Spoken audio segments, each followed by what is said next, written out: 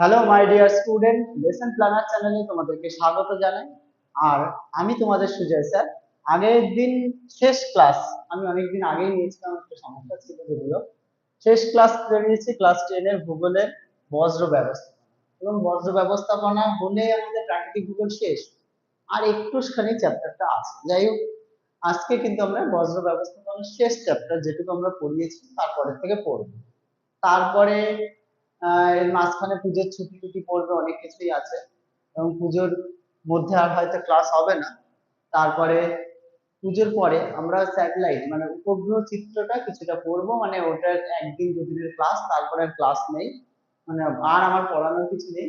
আমার থাকবে শুধু হচ্ছে কোশ্চেন অ্যান্সার এবং তোমাদের কিভাবে গাইড করবো, সাজেশন দেবো, এগুলো সাহায্য করবে। তোমরা অবশ্যই কিন্তু দেখবে এবং পুজোর মধ্যে আনন্দ করবে, সবকিছুই করবে। এবং পড়াশোনা যেহেতু পরীক্ষা মাধ্যমিক, তোমাদের পড়াশোনাটাকে একটু অভ্যাস চর্চা করবে, দিনের বেলায় একটু পড়লে, আবার ঠাকুর দেখলে, এরকম আর কি। যাই হোক, আর দুর্গাপুজোর তোমাদেরকে আগাম শুভেচ্ছাও জানানো হলো আমাদের লেসন প্ল্যানার চ্যানেলের পক্ষ থেকে। ভালো থেকো, সুস্থ থেকো এবং সুন্দরভাবে পুজো কাটাও, ঠিক আছে? দেখ, শুরু করছি আমাদের বজ্র ব্যবস্থাপনা যেটুকু বাকি ছিল সেটুকু। প্রথমেই আসি বজ্র ব্যবস্থাপনা যেটুকু বাকি ছিল সেখান থেকে হচ্ছে পরিবেশের উপর বজ্র ব্যবস্থাপনার হচ্ছে প্রভাব কি জিনিস। পরিবেশের উপর প্রভাব, বজ্র পদার্থের পরিবেশের উপর প্রভাব সবচেয়ে বড় কি কি হতে পারে বলো তো? সেটা হচ্ছে কোনো একটা জায়গার জমি অবক্ষয় করে, জমির হ্রাস, মানে জমির পরিমাণ হ্রাস করে, জমির পরিমাণ হ্রাস করে, উর্বরতা হ্রাস করে, দৃশ্য দূষণ করে, বিভিন্ন টাইপের দূষণ ঘটায়। তার মধ্যে জল, মাটি, বাতাস, মানব শরীরে রোগ রোগ ঘটায়। তারপরে বাস্তুতন্ত্র ধ্বংস করে।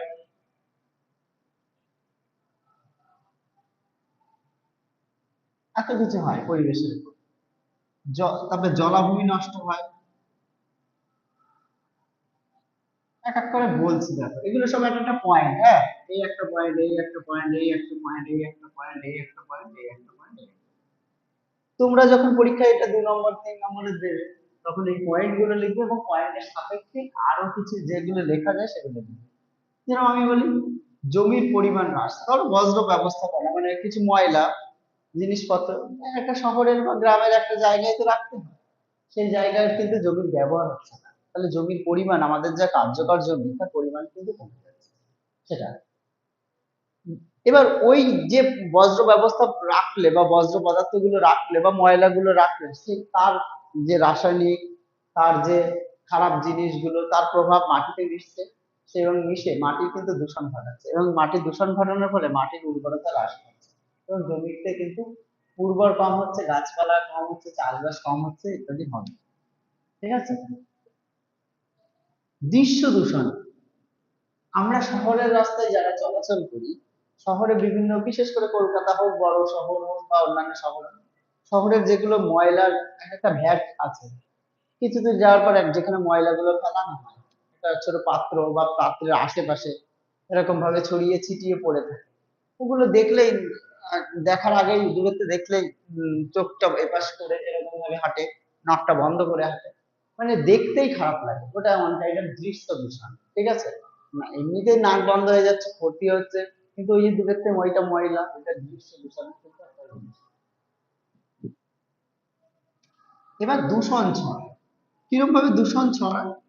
যে কোনো ময়লা বা পলিউশন জাতীয় পদার্থগুলো, সেগুলো যেখানে পড়ে থাকবে তার আশেপাশে জলরাশিতে এসে এই দূষিত পদার্থগুলো মিশছে, মিশে জলাভূমিকে বা জলকে দূষণ করে দিচ্ছে। ঠিক আছে? এবং জলাভূমিতে দূষণ করার পরে জলে ইউট্রিফিকেশন হয়। আবার আমরা সাফ সোডা দিয়ে কাপড় কাচি, সেগুলো জলাভূমিতে পরে ইউট্রিফিকেশন হয়, জলের প্রচুরই পানার পরিমাণ বেড়ে যায়, জলের মানে পরিপূর্ণ মাছ বা অন্যান্য কিছু বাঁচতে পারে না। ঠিক আছে? মাটি দূষণ হয়, এই যে বাস্তব মানে যেগুলো আর কি ভ্যাট বা ময়লা জাতীয় জিনিস, যে কোনো রাসায়নিক হতে পারে, জৈব হতে পারে, সেগুলো গিয়ে মাটির সঙ্গে মিশে মাটিকে দূষণ করে। বাতাসকেও এরকম, বাতাসের সঙ্গে মিশে বায়ু মানে ধরো কলকারখানার ধোঁয়া হোক, আমাদের যানবাহনের ধোঁয়া হোক, বাতাসে মিশে বাতাসকে দূষণ করে। এরকম ভাবে আমাদের এগুলো তো বজ্র পদার্থ, এগুলো আমাদের দূষণ ঘটায়।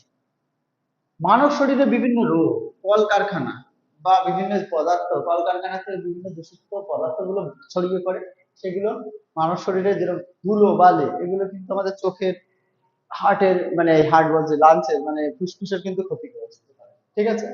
তারপর আরো একটা জিনিস করে, সেটা হচ্ছে এই শিল্পের দূষণের ফলে আর্সেনিক বেরোয়।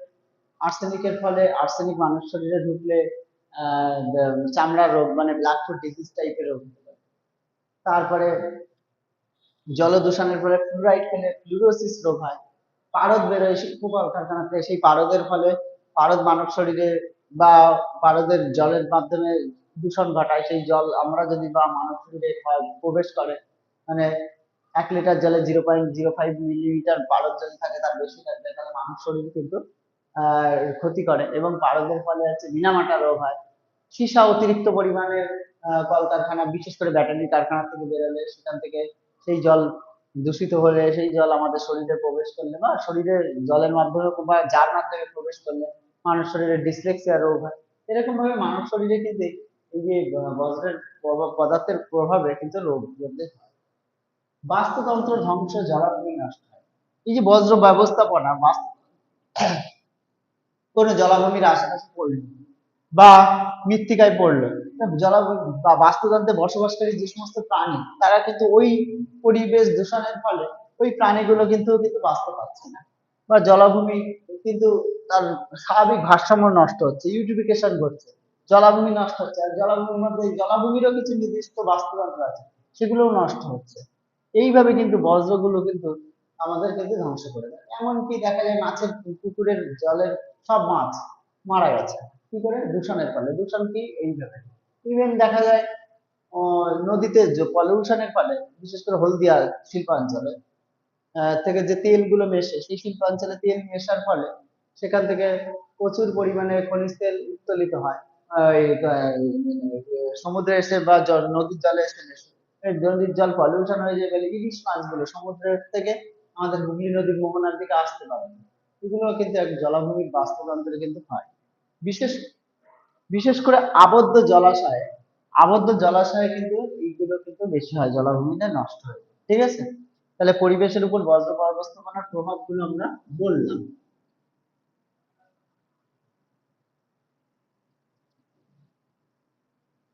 এবার তোমাদের আসবে এই বজ্র ব্যবস্থাপনা কি জিনিস।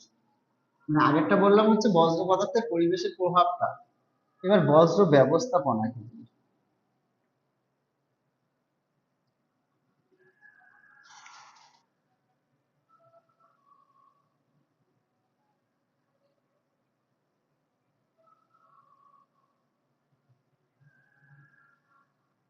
বজ্র ব্যবস্থাপনা কি জিনিস বলো। বজ্র ব্যবস্থাপনা হচ্ছে সেই জিনিস, পরিবেশের এত রকম ক্ষতি হচ্ছে বজ্র পদার্থের উপর নির্ভর করে, সেই বজ্র পদার্থের উপর নির্ভর করে পরিবেশের যে ক্ষতি হচ্ছে, সেই ক্ষতির হাত থেকে পরিবেশ, মানুষ, অন্যান্য কিছুকে বাঁচানোর জন্য যে প্রকল্প বা যে কাজগুলো করা হয়, সেই হচ্ছে বজ্র ব্যবস্থাপনা। ঠিক আছে, এই বজ্র ব্যবস্থাপনার আবার 4টে নীতি উপর নির্ভর করে বজ্র ব্যবস্থাপনা হয়। একে 4R নীতি বলা হয়। একে হচ্ছে কি বলে, 4R নীতি। বজ্র ব্যবস্থাপনার 4R নীতি পরীক্ষায় দেয়। মানে বজ্র পদার্থ কি করে কমাবো, বজ্র পদার্থ কি করে ঠিকঠাক রাখবো, মানে বজ্র পদার্থের,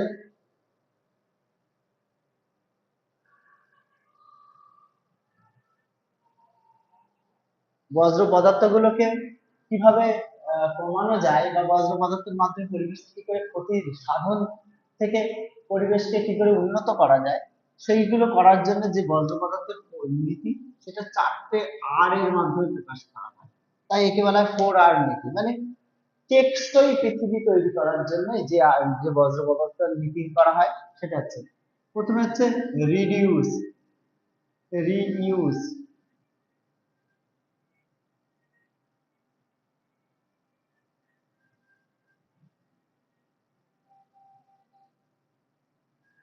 রিসাইকেল, রিকভার বা রিফিউজ, যাই বলো না কেন।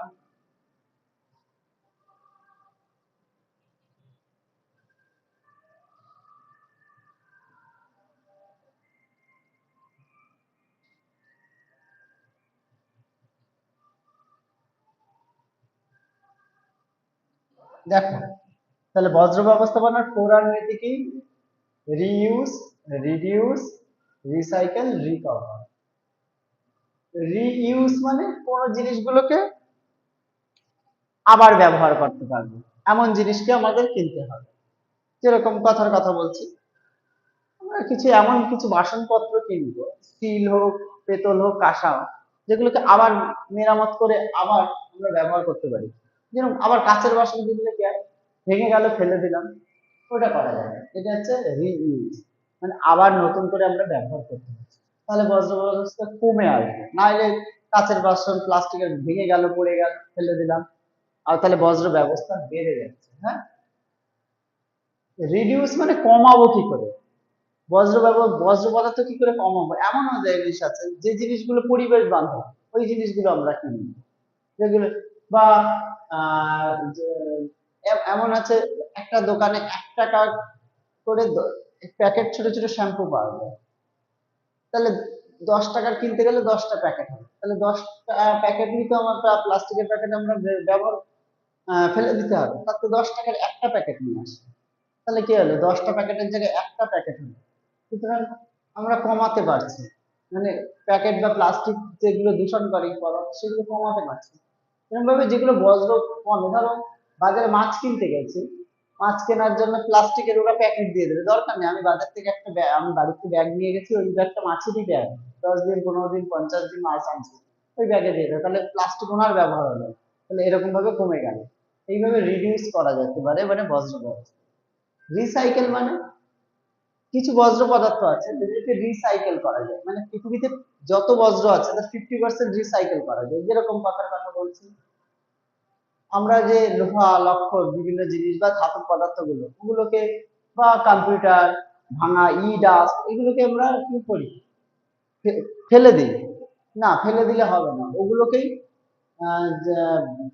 যারা হচ্ছে ওই ভাঙাড়ি মাল নিয়ে যায় তাদের কাছে দিয়ে দিলে তারা ওই বিভিন্ন যেখানে রিসাইকেল পদ্ধতিতে নতুন করে তৈরি হয় সেখানে তারা বিক্রি করে ওই জিনিসটাকে আবার নতুন করে নিয়ে চলে আসে। যেমন প্লাস্টিকের বাসনগুলো আমরা ভেঙে ফেলে দিই, সেগুলোই আরেকজন কুড়িয়ে যদি নিয়ে যায়, কাগজ কোড়ানির মতো যারা আসে তারা নিয়ে যায়, নিয়ে গিয়ে আবার নতুন একটা জিনিস তৈরি করে নেবে।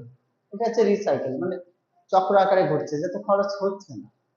ঠিক আছে, মানে চলে আসে। আবার যেরকম কথার কথা বলছে, আমাদের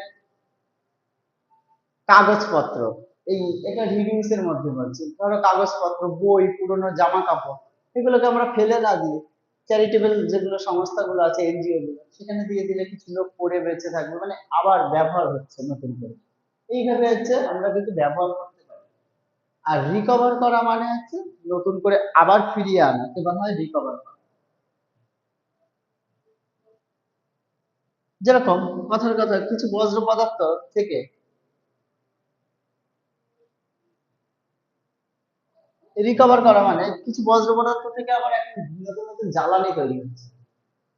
বলছে দিল্লিতে, ব্যাঙ্গালোর বা বড় বড় শহরে যে পরিমাণ প্রতিদিনের পৌরসভার যে পরিমাণ ময়লা একটা জায়গায় জমা হয়, যেমন কলকাতা শহরের ময়লা জমা হয় ঢাকা, ওই ঢাকার ওই জায়গাটায় যেগুলো হচ্ছে অজৈব পদার্থ, প্লাস্টিক থেকে শুরু করে অন্যান্য পদার্থগুলো, ওই বজ্র পদার্থগুলোকে কি করা উচিত, ওই বজ্র পদার্থগুলোকে কিছুটা পুড়িয়ে জ্বালানির মতো তৈরি করে সেখান থেকে আহ আমরা কারেন্ট পেতে পারি, মানে বিদ্যুৎ পেতে পারি, সেটা একটা করা যায়।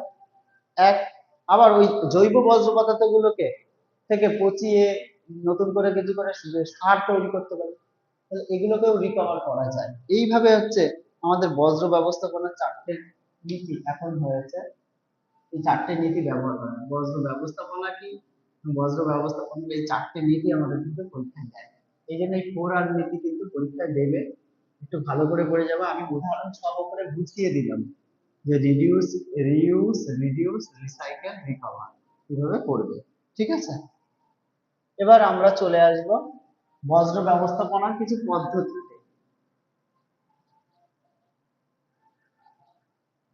বজ্র ব্যবস্থাপনার পদ্ধতি আছে, এই যে বজ্র ব্যবস্থাপনা বললাম এর কিছু কিছু প্রসেস আছে, সেগুলো দেখি একটু। প্রথম পদ্ধতি হচ্ছে পৃথকীকরণ। পৃথকীকরণ এরকম ভাবে প্রথমে বজ্র ব্যবস্থাপনা মানে বজ্র পদার্থগুলোকে ঠিক রাখার জন্য সবার আগে উচিত জৈব আর অজৈব বজ্রকে আলাদা করা, মানে জৈব ভঙ্গুর আর অজৈব ভঙ্গুর। যেরকম যত পরিবারে গৃহস্থলীর খোসা, মাছের কাঁটা হোক, খোসা হোক, যাই হোক, সবজির খোসা হোক, সব কিন্তু জৈব ভঙ্গুর। ঠিক আছে, এই জৈব ভঙ্গুর পদার্থগুলোকে আলাদা করা। আর অজৈব ভঙ্গুর যেটা প্লাস্টিক, এগুলো এই সমস্ত গুলোকে আলাদা করা, যেগুলো সহজেই তা ভেঙে না যায় বা আমাদের বিয়োজিত না হয়, সেগুলো আলাদা করা। এই আলাদা করাটাই হচ্ছে সবার আগে দরকার। ঠিক আছে, এই আলাদা করার পর এই এই পরে বলছি, আলাদা করার পর এই জৈব পদার্থগুলোকে মাটির তলায় এক জায়গায় চাপা দেওয়া হোক বা অন্য জায়গায় যা কিছু করা হোক, করার মাধ্যমে জৈব পদার্থগুলো পচিয়ে সার তৈরি করা। আর এগুলোকে প্লাস্টিক টাস্টিক এগুলোকে এক জায়গায় রেখে পুড়িয়ে টুড়িয়ে হচ্ছে এখন বিদ্যুৎ তৈরি করাও যেতে পারে। ঠিক আছে, পরেরটা হচ্ছে পৃথকীকরণের পরে হচ্ছে আমাদের হচ্ছে ভরাট করা। কিরকম ভরাট করা? শহরের একটা বড় শহর, সেই শহরের প্রান্ত দেখুন, শেষের মাথার দিকে এরকম দিকে এমন একটা জায়গা করতে হবে যে জায়গাটা অনেকটা বড়, যে জায়গাতে ময়লাপত্র যত যা পৌরসভা হবে ওখানে গিয়ে জমা হবে। এবং যাতে বসতির থেকে দূরে হয় বা বসতির মধ্যে ছড়িয়ে না পড়ে, কারণ ওর গন্ধ গ্যাস সেগুলো যাতে না ছড়ে বা তার বর্জ্য পদার্থ গুলো চুইয়ে চুইয়ে জল যাতে জলাভূমিতে বা ভূগর্ভে না আসে, এরকম জায়গায় গিয়ে গিয়ে ভরাট করতে হবে। এবং সেখানে গাড়ি যাতে বজ্র পদার্থ নিয়ে গাড়ি যেতে পারে সেরকম একটা জায়গায় শহরের প্রান্ত দেশে এরকম একটা করা উচিত। এই একটা পদ্ধতি ভরাট করা মানে বজ্র ব্যবস্থাপনা। তারপর আরেকটা পদ্ধতি হচ্ছে কম্পোস্টিং। এই যে একটু আগে বললাম না জৈব বর্জ্য পদার্থ, এগুলো কি মাটির নিচে চাপা দেওয়া হয়, যেগুলো জৈব পদার্থগুলো আছে সেগুলোকে ওই যে ছোট ছোট পোকা, মানে পোকা বলছি কারা, যেগুলো হচ্ছে বিয়োজক পদার্থ, সেগুলো দ্বারা এগুলোকে ভেঙে গিয়ে পচিয়ে গিয়ে সার তৈরি হয়। এটা ওয়ান কাইন্ড অফ কম্পোস্টিং হয়। এই কম্পোস্টিং আবার দু প্রকার হয়, একটা অবাধ একটা সবাধ। অবাধ আর একটা সবাধ। একটা বাতাসের উপস্থিতিতে মানে মাটির তলায় চাপা দিয়ে বাতাস মানে বাতাস তার মধ্যে প্রবেশ করে সেটাকে পচিয়ে নষ্ট করে সার তৈরি হচ্ছে। আবার একটা বাতাসের অনুপস্থিতিতে, কিন্তু যেটা এটা উপস্থিতি এটা অনুপস্থিতি উল্টো লিখেছে, এইভাবে বজ্র ব্যবস্থাপনাটা করা হয়, এটাকে কম্পোস্টিং বলা হয়। মানে মাটির নিচে হোক বা যে কোনো জায়গায় চাপা দিয়ে দিয়ে সেগুলোকে পচিয়ে সেগুলোকে পরিবেশে ফিরিয়ে দেওয়া হয় বা তার মাধ্যমে সার তৈরি হয়, এগুলো কম্পোস্টিং। ঠিক আছে, তারপরে 4 নম্বর হচ্ছে নিষ্কাশন। নিষ্কাশন কি জিনিস? নিষ্কাশন মানে আমাদের মনে রাখবে, আমরা যে যারা শহরে থাকি, এটা সরকারি রিপোর্টে একটা পরিবার থেকে প্রতিদিন প্রায় 200 থেকে 250 লিটার নোংরা জল হয় ড্রেন গুলোতে পড়ে, মানে আমাদের ব্যবহারের নোংরা জল। আবার ইস্পাত কারখানা দেখেছে, ইস্পাত কারখানায় প্রতি 1 টন ইস্পাত তৈরি করতে প্রায় 10,000 লিটার মতো জল লাগে। এবার সবই তো দূষিত হয়ে যাচ্ছে, মানে নোংরা হয়ে যাচ্ছে। সেই জলগুলো তো পরিবেশের নদী বা পুকুরের মাধ্যমে পড়লে সেগুলো তো জল ও সব জল দূষিত হয়ে যাবে। তাই জন্য সেই জল যাতে দূষিত না হয় সেই জন্য নিষ্কাশন বলে একটা পদ্ধতি। কি করতে হবে? নিষ্কাশনের আবার 3টে পদ্ধতি, প্রথম, দ্বিতীয়, তৃতীয়। প্রথম পদ্ধতিতে এই যে যে বললাম, ধরো ইস্পাত তৈরি করার সময় যে জল লাগে 10,000 লিটার, প্রথমে ওই ধরনের বা নোংরা জলগুলোকে একটা জলাধার তৈরি করে এরকম পুকুর মতো তৈরি করে সেইখানে সেই জলটাকে প্রথমে ওখানে ফেলতে হবে। ফেলার পরে ওই জলের নিচে যে ভারী পদার্থ গুলো থাকে জানো তো, ধরো জলের নিচে যে ভারী পদার্থ সেগুলো থিতিয়ে পড়ে, সেই জলটাকে তুলে আবার দ্বিতীয় আর একটা জলাধারে জমা করতে হবে। জমা করলে এর উপর থেকে মানে ওই ভারী পদার্থগুলো যেরকম থিতিয়ে পড়লো কিছুটা, আবার উপরে কিছু পদার্থগুলো জমে থাকে না, কিছু ভাসমান জৈব পদার্থ বা বর্জ্য পদার্থ জমে থাকে, সেগুলোকে ফেলে দিলাম, আর ভারী কিছু পদার্থ জমে গেল দ্বিতীয়টা, সেটা ফেলে দিলাম। তৃতীয়টাই এর এর মধ্যে এই জলের মধ্যে এই জল আবার এখানে ট্রান্সফার হলো, এই জলের মধ্যে যে রাসায়নিক পদার্থগুলো আছে সেগুলোকে আমরা বের করে দিয়ে জলকে পুরো বিশুদ্ধ করে দেওয়া হয়। এইভাবে তিনটে পদ্ধতির মাধ্যমে নিষ্কাশন করা হয়। আবার শহরের জল যখন ড্রেন থেকে নদীর মাধ্যমে নামে, সেই ড্রেনের মুখে মেশিন রাখিয়ে যত নোংরা গুলোকে সেগুলোকে আলাদা করে আনা হয়। মানে এরকম একটা মেশিন রেখে দিলে এর মধ্যে নোংরা পদার্থগুলো পড়লো, জল ছাঁকনির মতো ছেঁকে নদীতে পড়লো। ঠিক আছে, এরকম ভাবে হয়। এগুলো নিষ্কাশন পদ্ধতি। তাহলে আমাদের পেয়ে গেল পৃথকীকরণ, ভরাটকরণ, কম্পোস্টিং, অবাত সবাত আছে, জৈব অজৈব আছে, নিষ্কাশন আছে। এবার বায়ু দূষণকারী পদার্থগুলোকে আলাদা করার জন্য স্ক্রাবার, একটা আর্দ্র স্ক্রাবার, একটা শুষ্ক স্ক্রাবার। কিরকম স্ক্রাবার? স্ক্রাবার হচ্ছে বায়ু দূষণকারী পদার্থগুলো যাতে বাতাসে না মেশে সেই জন্য। এই আর্দ্র স্ক্রাবারে বাতাসের ক্ষতিকারক যে অম্লগুলো, যার ফলে অ্যাসিড বৃষ্টি টাইপের হয়, সেগুলোকে আলাদা করে এবং সেগুলোকে আলাদা করে বাতাসকে ফ্রেশ হিসেবে পাঠিয়ে দেয়। মানে এখান থেকে ধরো চিমনি দিয়ে বাতাস বেরোচ্ছে, দূষিত বাতাস, তার মধ্যে যে অম্ল পদার্থ আছে সেই আর্দ্র স্ক্রাবার বসালে সেই অম্ল পদার্থগুলোকে থিতিয়ে ফেলে, থেবিয়ে ফেলে বাতাসে ছেড়ে দেয় air। শুষ্ক স্ক্রাবার কি জিনিস? শুষ্ক স্ক্রাবার হচ্ছে বাতাসের অন্যান্য দূষিত পদার্থ, অম্ল বাদে অন্যান্য দূষিত পদার্থ যেগুলো আছে সেগুলোকে থিতিয়ে ফেলে অন্যান্য বাতাসগুলোতে বাতাস পৌঁছে দেয়, মানে বাতাস গুলোকে বের করে দেয়। মানে অন্যান্য যে যা বায়ু দূষণকারী পদার্থ সেগুলোকে থিতিয়ে ফেলে সেই মুক্ত করে, মানে ছাঁকনির মতো ছেঁকে বাতাসকে আকাশে মানে বা বাতাসে ফেলে দেয়। এই হচ্ছে শুষ্ক স্ক্রাবার স্ক্রাবারের মধ্যে পার্থক্য। ঠিক আছে, বা স্ক্রাবার জিনিসটা। তাহলে আমাদের বজ্র ব্যবস্থাপনার পদ্ধতিগুলো আমরা কি কি করলাম? পৃথকীকরণ, ভরাটকরণ, কম্পোস্টিং, নিষ্কাশন, স্ক্রাবার। ঠিক আছে, এবার আমরা পড়বো বজ্র ব্যবস্থাপনায় স্টুডেন্টদের ভূমিকা কি।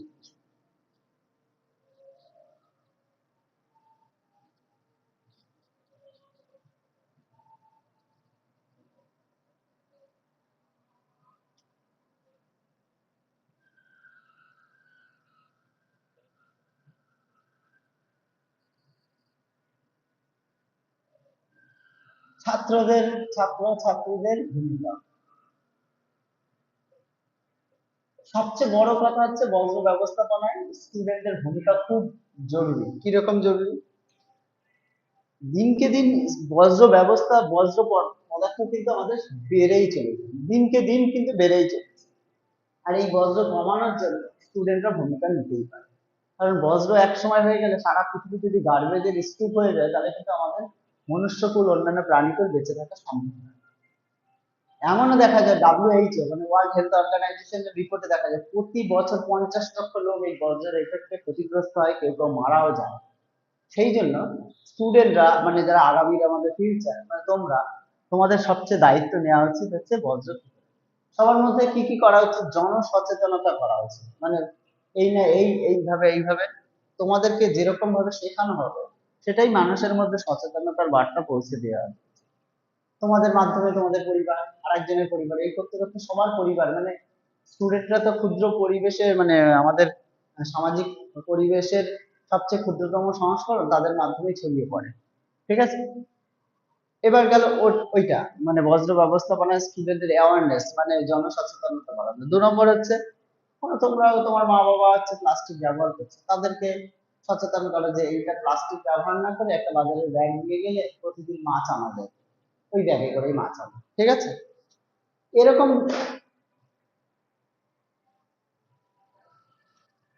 এইরকম একটা জিনিস, রাস্তাঘাটে ময়লা না ফেলে একটা ডাস্টবিনে নির্দিষ্ট ফেলে এবং অন্য মানুষকে বোঝানো যে ডাস্টবিনে ফেলা।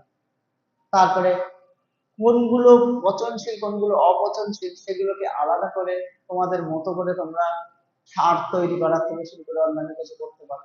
এবং কৃষক যারা ফার্মার, গ্রামের স্টুডেন্ট আছে, তারা তাদের কৃষক ফ্যামিলির বাবা মাকে বোঝানো যে জৈব সার ব্যবহার করা, আবার জৈব সারটা এইভাবে তৈরি হচ্ছে, এইগুলো হচ্ছে পারে। তারপরে অতিরিক্ত জিনিস না কেনা, প্রয়োজন থাকলেই তবে জিনিস পেলো, না হলে জিনিস পেলো। ইউজ অ্যান্ড থ্রো পেন, ওর পরিবর্তে আমরা যদি এমনি কালি ভরা পেন, যেটা রড বলে, যেটা দোয়াতের কালি ভরা থাকে, ফাউন্টেন পেন, এই ধরনের ব্যবহার করি, তাহলে আমাদের কিন্তু পলিউশনের হাত থেকে বা বর্জ্য ব্যবস্থাপনা একটু কমে আসে। ঠিক আছে, বজ্র ব্যবস্থা, এইগুলো স্টুডেন্টের ভূমিকা। কেন আমরা পরিবেশে বজ্রটা কমাবো, এটা একটা বড় কারণ। কেন বজ্র ব্যবস্থাপনা দরকার, বজ্র ব্যবস্থাপনা কেন দরকার বুঝলে? তার কারণ প্রতিনিয়ত আমাদের 50 লক্ষ প্রতি বছর আমাদের মানুষ কিন্তু ক্ষতিগ্রস্ত হচ্ছে তাদের হাত থেকে।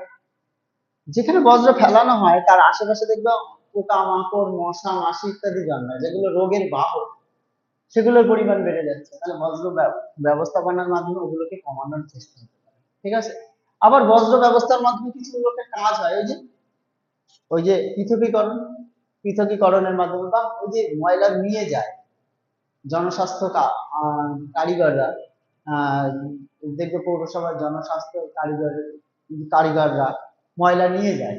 তাদের একটা কাজ হয়, যারা পৃথকীকরণ তারা একটা কাজ করে, যে বিদ্যুৎ তৈরি করে, সেগুলো আবার অনেকে এই বজ্র পদার্থগুলো ফেলে দেওয়া পদার্থগুলো দিয়ে অনেকে অনেক রকম কারখানা তৈরি করেছে, রিসাইকেল পদ্ধতি, এইভাবে কিন্তু হয়। তাহলে বজ্র কেন ব্যবস্থাপনা করা দরকার, সেগুলো যদি পরীক্ষা দেয়, এগুলো কিন্তু তাদের এক একটা উদাহরণ, যে আমাদের রোগের প্রাদুর্ভাব কমানো, মানুষকে সুস্থ স্বাভাবিক রাখা, রোগের বাহক প্রাণীগুলো বজ্র ব্যবস্থাপনার মাধ্যমে তৈরি হয়েছে, যেগুলো কীট পতঙ্গ মশা মাছি ইঁদুর ইত্যাদি, সেগুলোকে যাতে নষ্ট হয় মানে সেগুলো বেশি তৈরি না করে, সেগুলোর জন্য স্টুডেন্টের ভূমিকা আমরা দেখলাম। আর বজ্র ব্যবস্থা কেন দরকার সেটাও বললাম।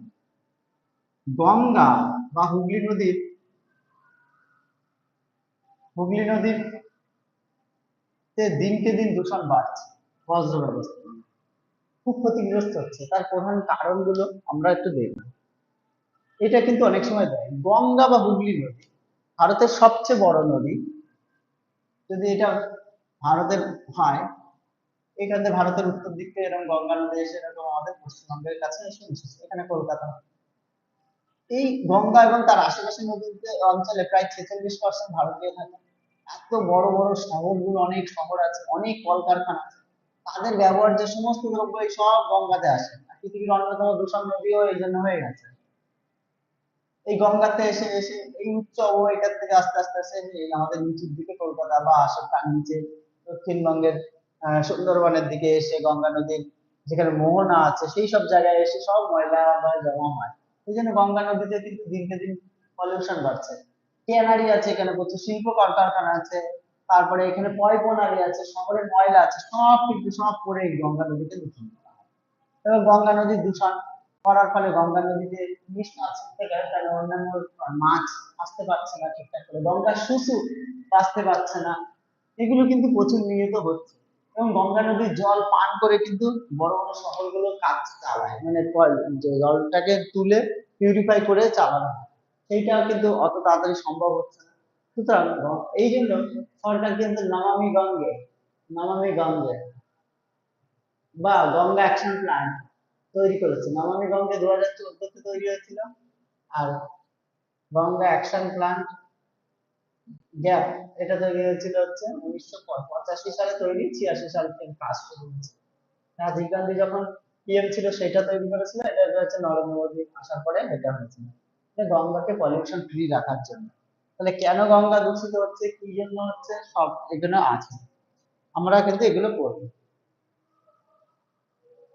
তাহলে গঙ্গা নদীর দূষণের ফলে কি হচ্ছে, ইলিশ মাছ কমে যাচ্ছে বলেছি, হলদিয়ার কাছে সব তেল তেল পড়ে যাচ্ছে, যেগুলো পেট্রোকেমিক্যাল ইন্ডাস্ট্রি, সেই জন্য গঙ্গা নদীতে দূষণ বাড়ছে, বলে মোহনার কাছ থেকে মাছ আসতে পারছে না। গঙ্গা নদীর জীব বৈচিত্র্য আছে, গঙ্গার শিশুকার দেখা যাচ্ছে না, মানে যেটা ডলফিন বলে সেটা দেখা যাচ্ছে না। ঠিক আছে, তারপর গঙ্গায় মাছের পরিমাণ কমে আসছে, এরকম অনেক কিছু হচ্ছে। আর গঙ্গার যে জল গুলোকে খাওয়া হচ্ছে সেগুলোকেও সেইভাবে পাওয়া যাচ্ছে না। এগুলো আমাদের দেখতে হবে যে গঙ্গা নদীর দূষণ কিভাবে হচ্ছে আর দূষণের প্রভাব কি।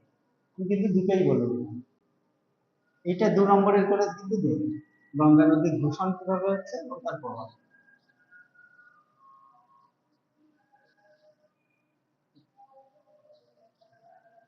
যাই হোক, বজ্র ব্যবস্থাপনা কিন্তু এর থেকে আর বেশি কিছু নেই।